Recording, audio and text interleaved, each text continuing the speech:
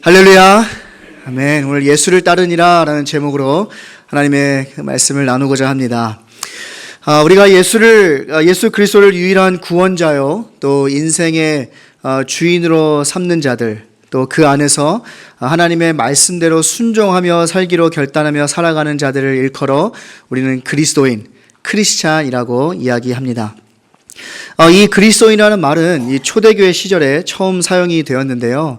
사도행전 11장 26절을 말씀해 보면 그곳에서 제자들이 안디옥에서 비로소 그리스도인이라 칭함을 얻게 되었다라고 말씀합니다. 자, 그런데 이 말씀을 좀 보게 되면 여기서 예수님을 믿는 그 이들이 그리스도인이다라고 불려진 것은 그냥 자기들끼리 교회 안에서 우리는 교회 다니니까 그리스도인이야 라고 이야기한 것이 아니라 믿지 않는 자들, 세상에 속한 자들이 이 제자들을 보면서 저들은 그리스도인이다 라고 이야기를 했다라는 거예요.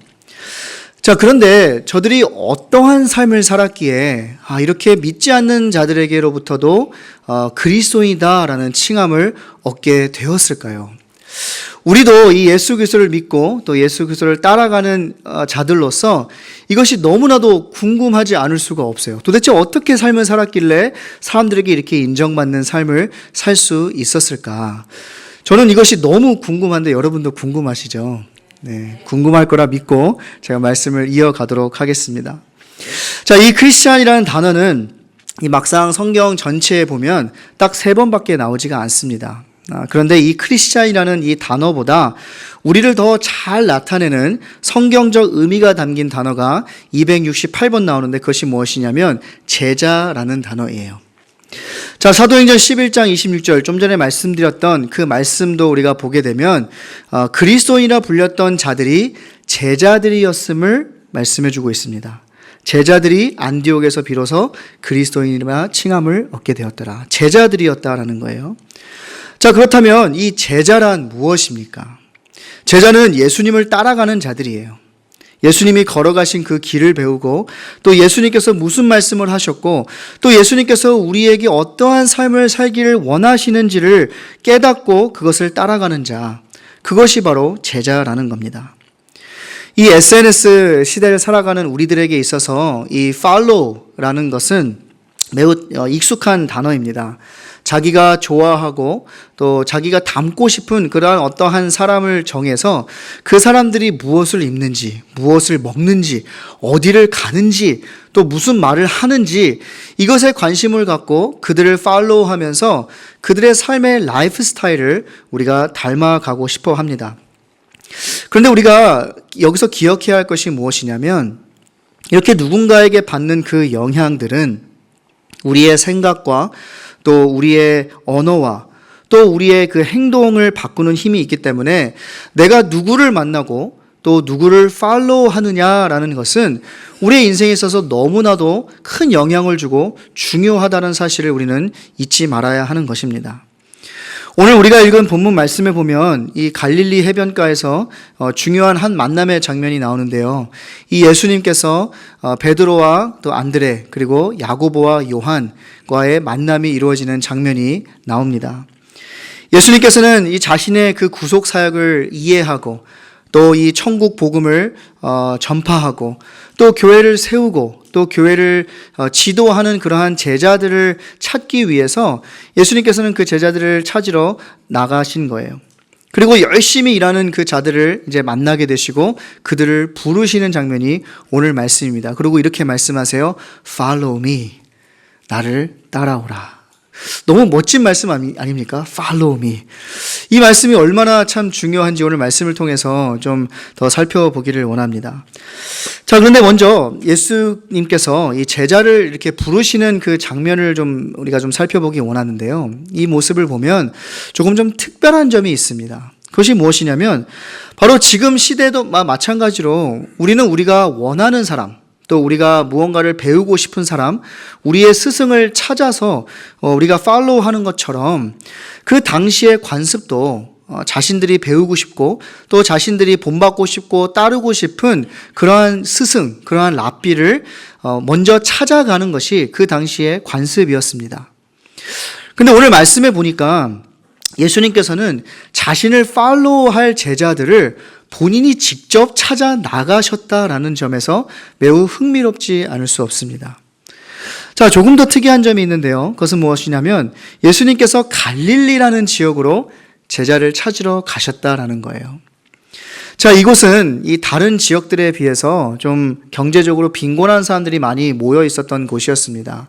대부분의 사람들이 이 어부의 일을 하면서 그냥 생계를 유지하면서 그냥 간신히 하루하루 그냥 이렇게 살아가는 그저 평범한 사람들이 모여 살던 그러한 곳이었어요.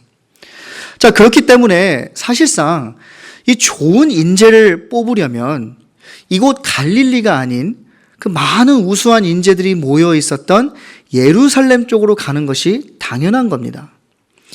앞으로 저들을 통해 교회가 세워질 것이고 하나님의 나라 확장하는 일에 너무나도 이 큰 일에 쓰일 그러한 제자들을 찾아야 되는데 우리가 상식적으로 볼 때 이 우수한 제자들이 모여 있는 그곳에 가서 그 중에서도 최고 중에 최고를 뽑아 스카우트 하는 것이 어쩌면 당연한 것이라고 우리가 생각할 수도 있습니다.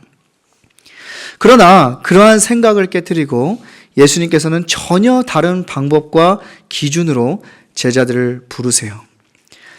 세상에서 인정받고 또 세상이 말하는 그러한 스펙을 다 가지고 있고 능력이 좋은 사람, 그러한 사람들을 제자로 부르신 것이 아니라 비록 평범하지만 한편으로 보면 조금 이렇게 비천한 사람처럼 이렇게 보이는 자들을 부르셨다라는 거예요.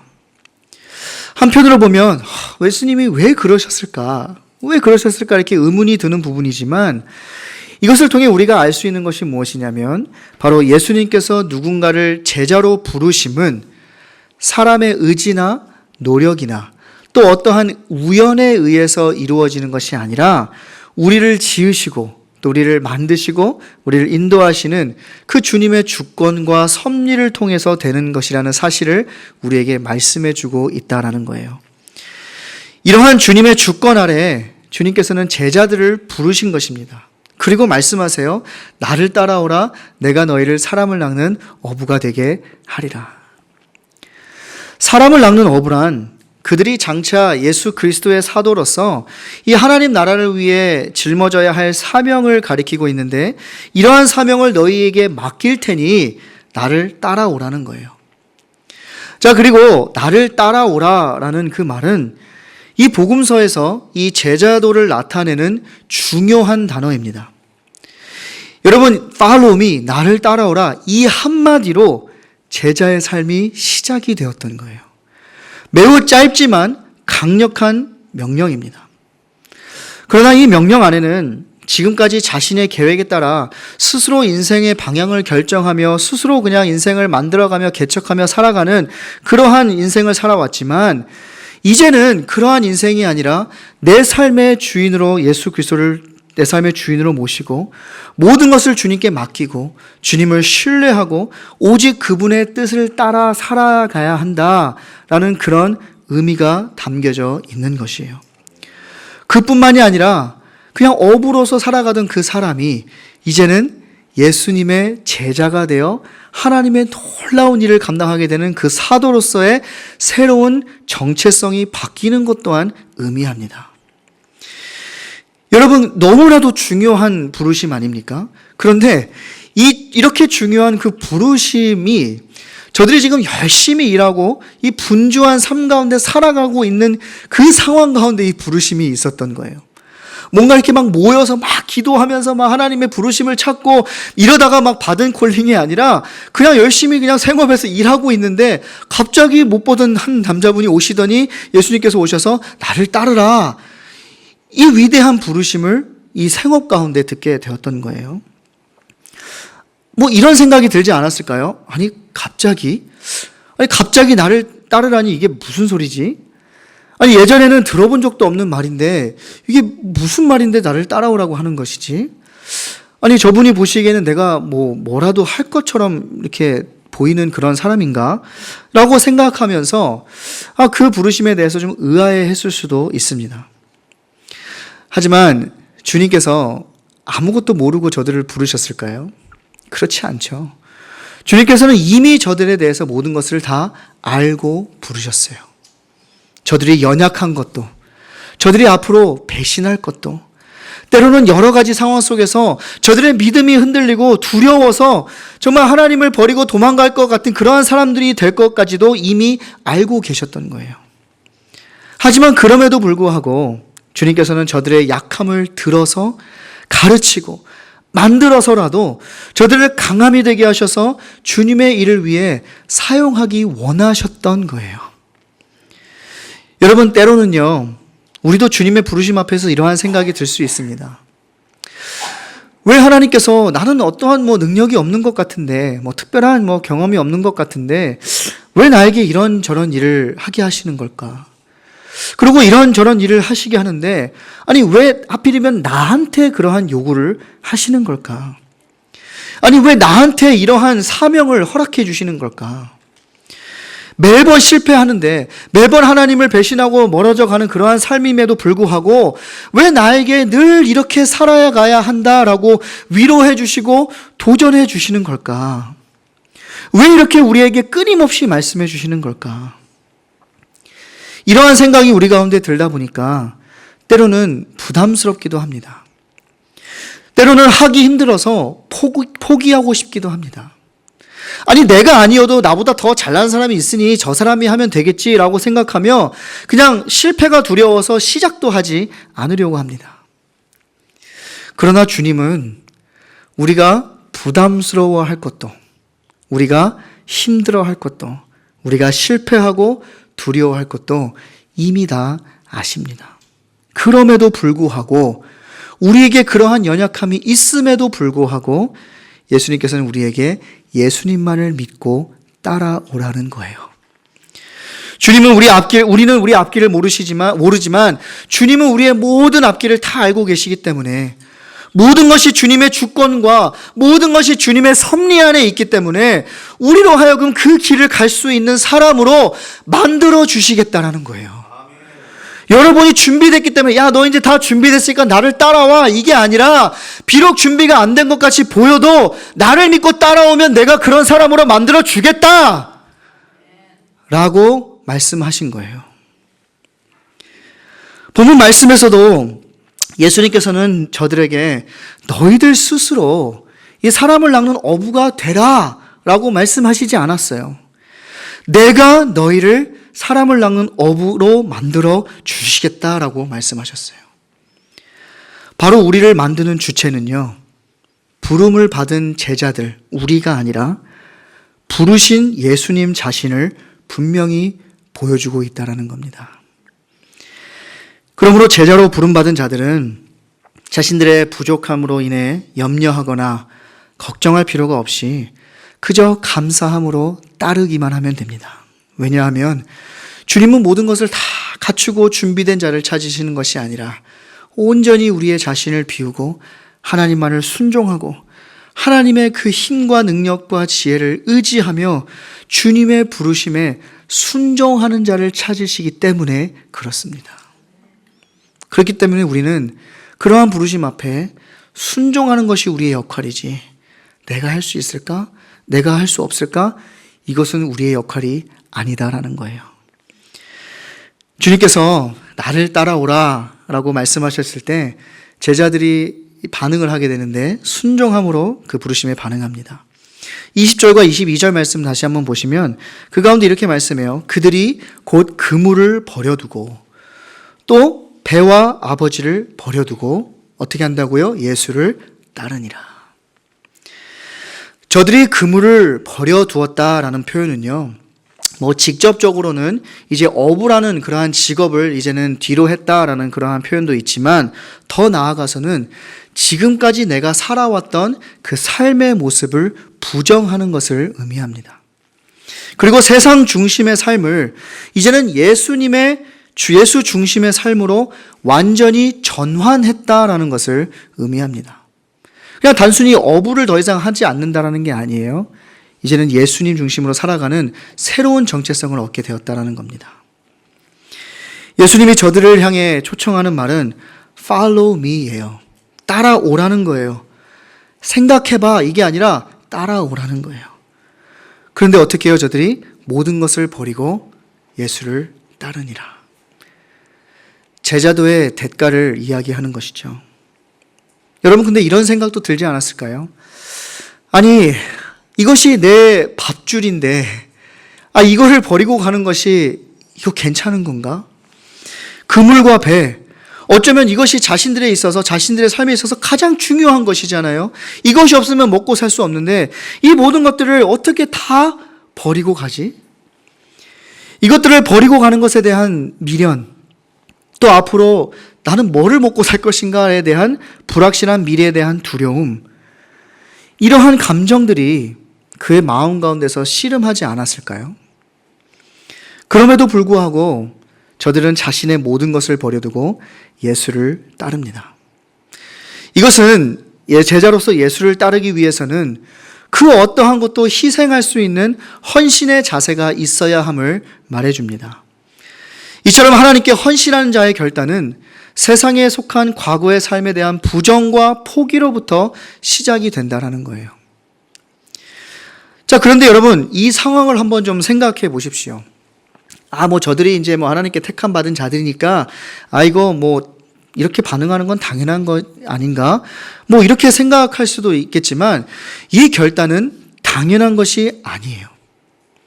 이 결단은 매우 모험적인 것이고, 매우 중요한 힘든 결단이었습니다. 왜냐하면, 그 당시 예수님은 많은 사람들에게 아직 알려지지가 않았고, 특별히 내세울 게 있는 배경이나 그러한 지위가 있는 분도 아니었습니다. 게다가 주님은 나를 따르면 어떻게 될 거야, 어떤 명예를 보장시켜 주시지도 않았어요. 단지 그냥 천국에 대한 말씀과 그냥 여러 가지 표적들을 보여주실 뿐이었어요.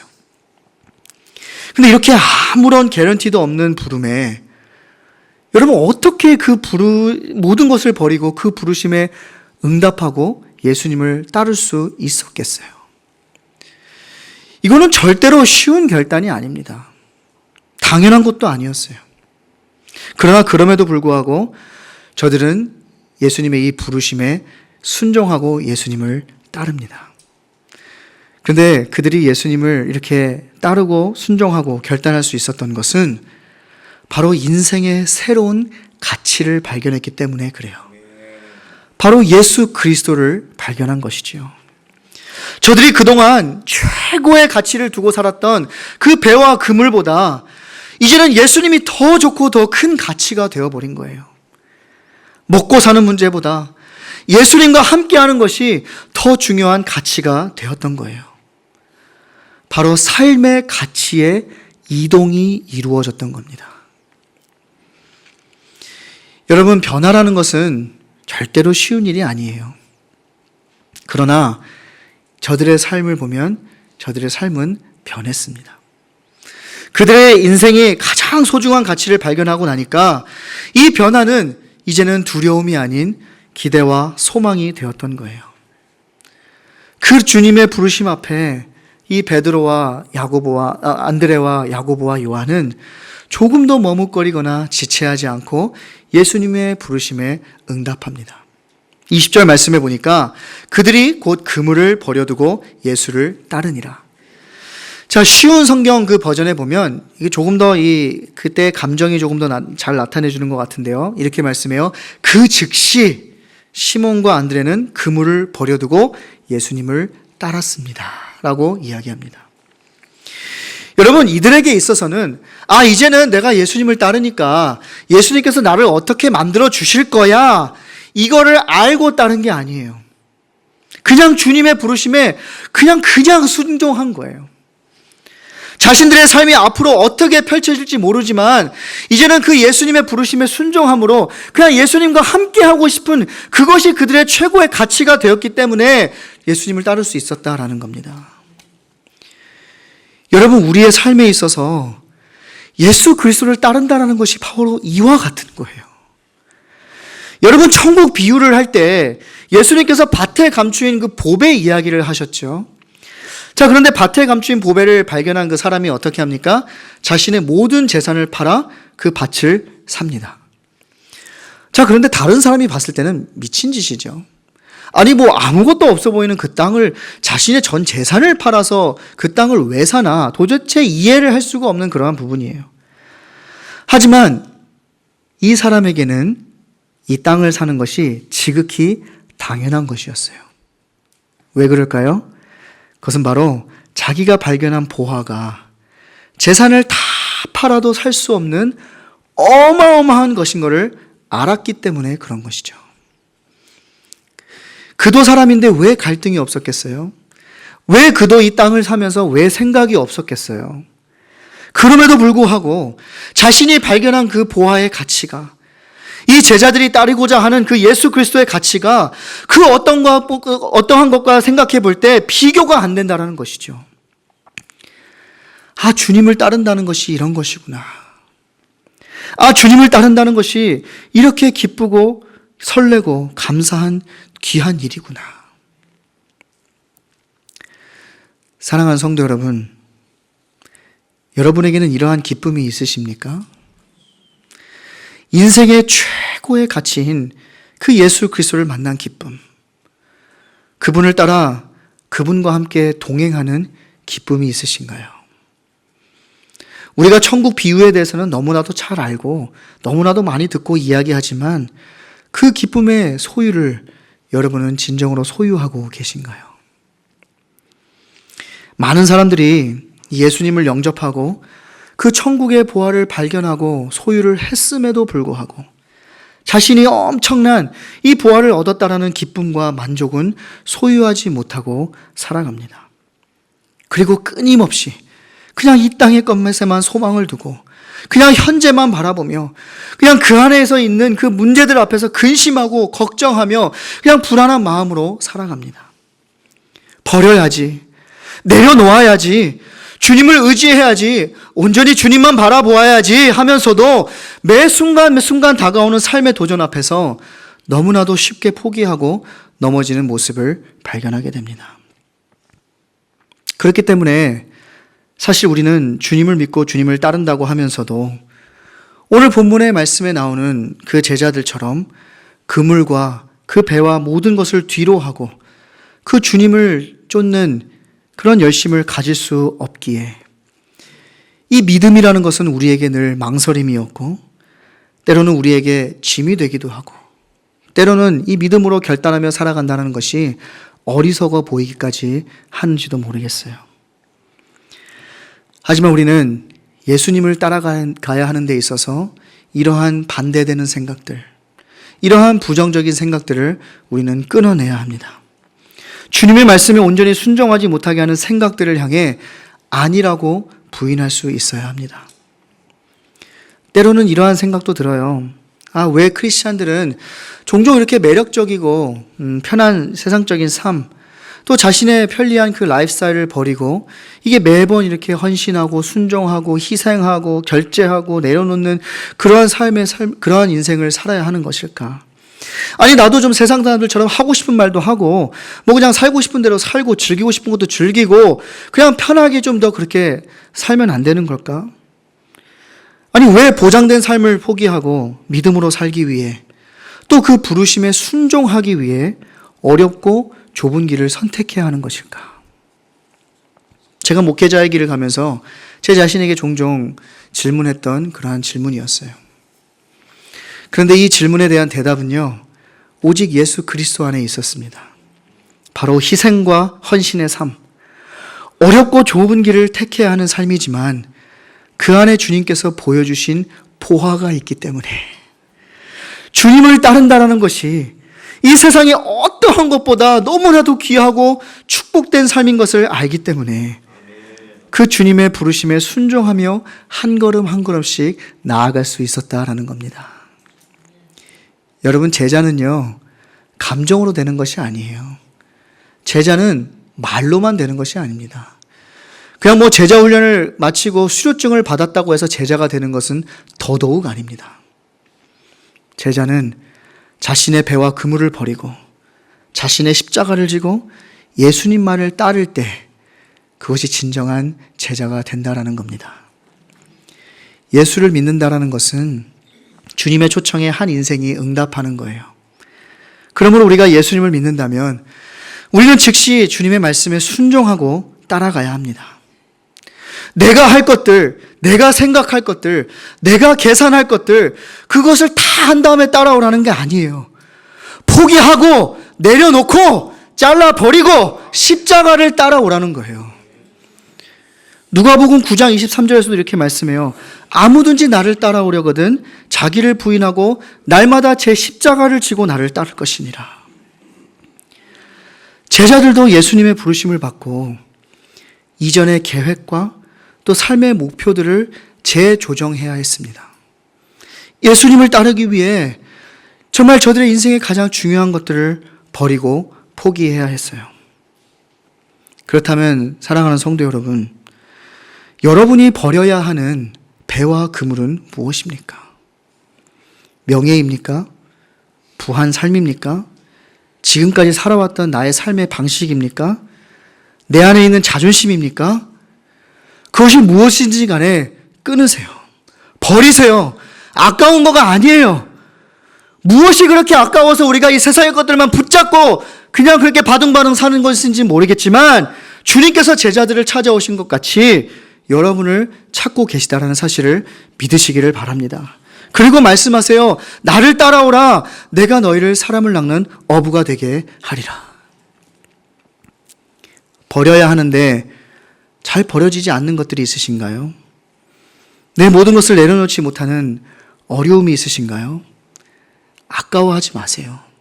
왜냐하면 주님을 위해 버린 것은 하나도 헛되게 끝나지 않을 것이기 때문에 그렇습니다.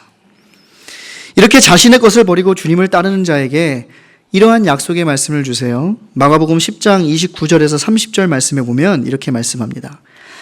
예수께서 가라사대 내가 진실로 너희에게 이르노니 나와 및 복음을 위하여 집이나 형제나 자매나 어미나 아비나 자식이나 전토를 벌인 자는 금세에 있어 집과 형제와 자매와 모친과 자식과 전토를 100배나 받되 핍박을 경마여 받고 내세의 영생을 받지 못할 자가 없느니라. 비록 포기하고 버리고 가는 길이 힘들고 어렵다 할지라도 비록 그 길이 고난도 희생도 함께 받아야 하는 길이라 할지라도 주님께서는 그보다 더 좋은 것으로 더 많은 것으로 축복해 주시며 영원한 생명의 복을 주시겠다고 약속해 주셨습니다. 그러므로 성도 여러분, 예수님을 너무 멀리 바닷가에 오래 세워두지 마세요. 예수님을 내 인생 한가운데로 모시고 내 삶의 핸들을 붙잡게 하세요. 그러면 우리의 삶 가운데 역사하시는 그 예수님을 더 깊게 경험하게 될 줄로 믿습니다. 우리가 계획한 것보다, 우리가 준비한 것보다 더 놀라운 축복을 경험하게 해 주실 줄로 믿습니다. 예수님께서 베드로의 삶에 들어오셨을 때 이 평범한 어부는 새로운 목적과 또 새로운 우선순위를 가진 새 사람이 되었습니다.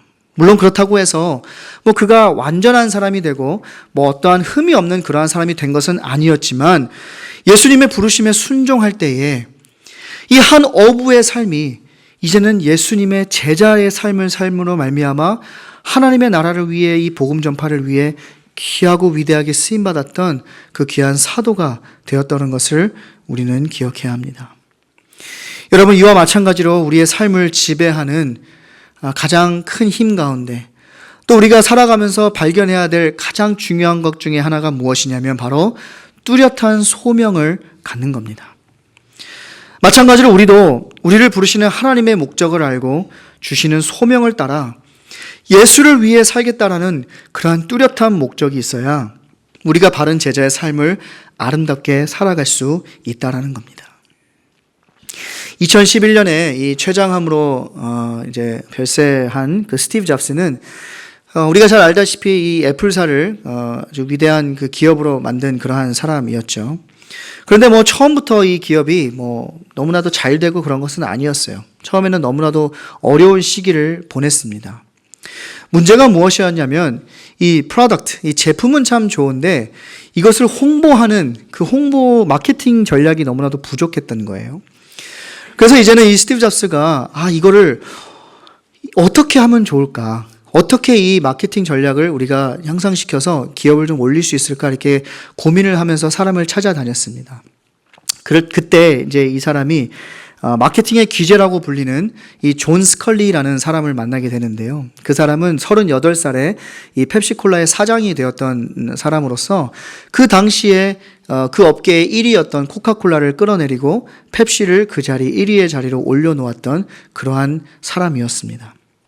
그래서 그를 이제는 이 애플사의 그 공동 경영자로 영입하려고 참 많은 힘을 썼지만 그가 움직이질 않는 거예요. 그렇죠. 젊은 나이에 이미 성공을 이루었고, 부와 명예, 모든 것을 다 갖고 있고, 이제 삶이 너무나도 편한 거예요. 굳이 변화를 해서, 굳이 내가 희생을 해서 할 필요가 뭐가 있나, 이런 생각이 들었겠죠. 그래서 이 스티브 잡스가 정말 많은 개런티도 하고, 여러 가지를 오퍼를 하면서 설득을 했는데, 끝까지 움직이지 않는 그 존 스컬리를 보면서 아주 놀라운 명언을 남깁니다. 그래서 이러한 말을 해요. 당신은 설탕물이나 팔면서 당신의 생애를 허비하겠습니까? 아니면 세상을 바꾸는 일에 당신의 삶을 드리고 그 일을 위해 나와 함께 하겠습니까? 이 말에 이 존 스컬리가 마음을 바꾸어서 애플사로 옮기게 되었고 또 함께 그 기업을 아주 전 세계의 놀라운 기업으로 세우는 일을 하게 됩니다. 말씀을 정리하기 원합니다. 여러분, 세상에서도 이렇게 누군가의 부름을 받고 누군가에게 쓰임받는다라는 것은 매우 귀한 일입니다.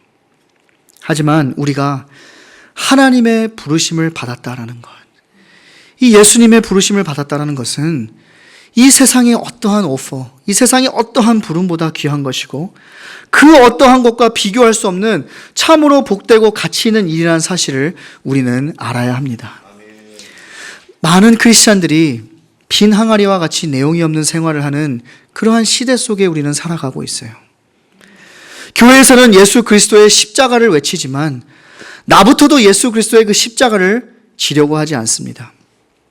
하나님의 뜻과는 상관없이 나에게 편한 것만, 내게 이익이 되는 것만, 나에게 좋은 것만, 사람들에게 보여지는 것만 적당히 하며 살아갑니다. 그러나 주님은 이러한 시대 가운데 주님의 제자를 찾으십니다. 오직 예수 그리스도가 유일한 구원자이시다. 이 진리를 타협하지 않는 사람, 예수 그리스도를 나의 가장 귀한 보화로 삼으며 주님을 전하는 일에 쓰임받기 원하는 사람, 그리고 예수님의 말씀에 순종하며 살아가고자 하는 사람, 바로 이러한 진정한 그리스도인, 이러한 제자를 찾으신다라는 겁니다. 그리고 이 복된 부르심이 오늘 제자들을 부르시는 모습을 통해서 우리에게도 들려집니다. 나를 따르라, 내가 너희를 사람을 낚는 어부가 되게 하리라. 사랑하는 성도 여러분, 여러분은 어떠한 일에 여러분의 삶을 던지시겠습니까? 생업에만 열중하며 무엇을 먹을까, 무엇을 입을까 하는 일에 여러분의 삶을 던지시겠습니까? 아니면 그의 나라와 그의 의를 구하며 하나의 나라 확장과 복음이 확장되는 일에 여러분의 삶을 던지시겠습니까? 이민 생활이 힘들죠. 먹고 사는 것도 힘든데 참 주님의 일을 감당하는 것이 부담스러울 수도 있죠. 이런 제자로서의 삶을 살아야 한다라는 설교 부담스러울 수 있죠. 하지만 그럼에도 불구하고 우리는 이 부르심에 반응해야 합니다. 우리는 하나님이 원하시는 삶의 방향을 올바로 정할 수 있어야 해요. 이 땅에 살아가는 동안 올바른 소명을 가지고 살아갈 수 있어야 한다는 겁니다. 왜 하나님께서 독생자 예수 그리스도를 이 땅에 보내셔서 여러분을 위해 죽으시고 여러분을 구원해 주시고 여러분을 사용하기 원하시는지 그 하나님의 뜻을 발견할 수 있어야 한다는 거예요. 하나님께서는 여러분을 단지 그냥 하루하루 어떻게든 버티며 살아가기 위해 부르신 것이 아니라 하나님의 영광을 위해, 교회의 회복을 위해, 영혼 구원을 위해 하나님께서 사용하시기 위해 하나님께서는 우리 예일교회를 세우셨고 여러분을 부르셨음을 믿으시기를 바랍니다. 그러므로 간절히 바라기는 이러한 하나님의 부르심에 반응하실 수 있기를 바랍니다. 여러분의 삶에 있어서도 이 삶의 가치의 이동이 이루어질 수 있기를 바랍니다. 예수 그리스도를 삶의 최고의 가치로 여기고 이 시대의 거룩한 제자로서 무너져가는 이 시대의 교회들을 회복하는 일에 우리 교회와 또 여러분의 삶이 드려질 수 있기를 간절히 소원합니다. 그리고 우리에게 주어진 이 귀한 사명 잘 감당하여서 이 세상 사람들에게 저 사람은 진짜 그리스도인이다. 저 예일교회 성도님들은 진짜 예수님의 제자들이다.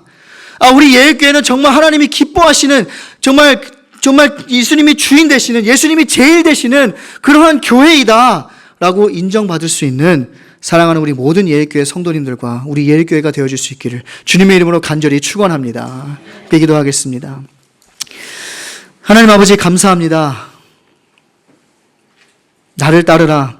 내가 너희를 사람을 낚는 어부가 되게 하리라. 하나님, 이 주님의 부르심 앞에 우리가 반응하기 원합니다. 가치의 이동이 이루어지기를 원합니다. 예수 그리스도를 삶의 최고의 가치로 여기고 주님과 동행하는 것만으로도 기뻐하고 주님께 부르심 받는 것만으로도 기뻐하고 주님의 일을 위해 살아가는 것으로만으로도 기뻐하는 우리의 삶이 되게 하여 주옵소서. 감사하며 예수님의 이름으로 기도합니다. 아멘.